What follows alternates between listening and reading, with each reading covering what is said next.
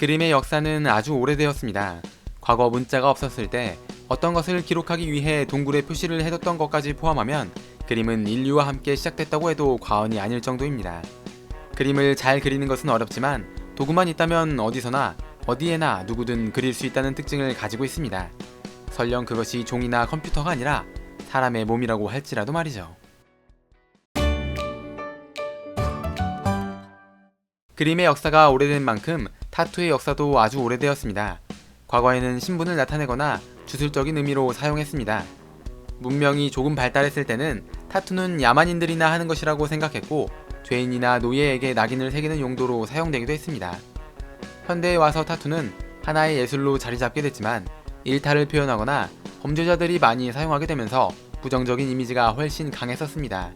물론 요즘에는 타투를 하는 것에 대한 인식이 많이 바뀌면서 흉터를 가리는 용도로 사용되기도 하고 단어나 문장, 간단한 그림을 그리는 것처럼 단순한 예술로 받아들이는 경우가 많아지고 있습니다.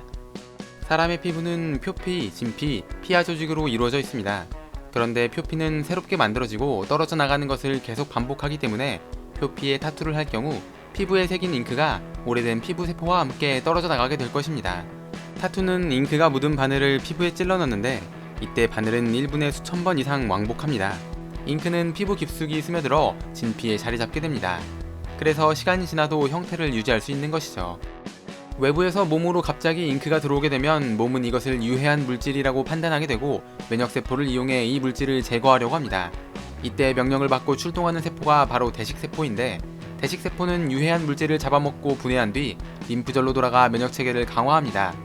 그런데 대식세포가 잉크를 먹으면 잉크를 분해할 능력이 없기 때문에 림프절로 돌아가지 못하고 그 자리에 머무르게 됩니다. 바늘에 의해 피부 속으로 잉크가 계속 들어오면 대식세포가 만들어져 잉크를 먹어치우지만 대식세포는 이것을 분해하지 못하기 때문에 잉크는 몸 밖으로 배출되지 못하고 피부에 계속 남게 되는 것입니다. 시간이 지나 대식세포의 수명이 다해 죽게 되면 다른 대식세포가 와서 그 잉크를 다시 먹게 되고 역시 분해할 능력이 없으니 새로운 대식세포가 죽은 대식세포의 자리를 차지하면서 타투가 영원히 지워지지 않게 됩니다. 즉 타투는 잉크 그 자체가 보이는 것이 아니라 염색된 대식세포가 보이는 것입니다. 물론 이러는 과정에서 일부의 대식세포는 림프절로 돌아가기도 하고 대식세포가 죽을 때 다른 대식세포가 잉크를 먹지 못해 잉크가 배출되는 경우도 있습니다.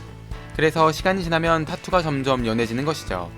타투를 지우기 위해선 레이저를 이용해 대식세포를 터뜨려야 합니다.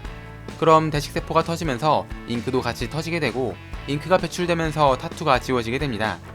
그런데 이렇게 쪼개진 잉크 역시 다른 대식세포가 와서 먹기 때문에 타투를 지우는 것은 아주 어려운 일인 것이죠.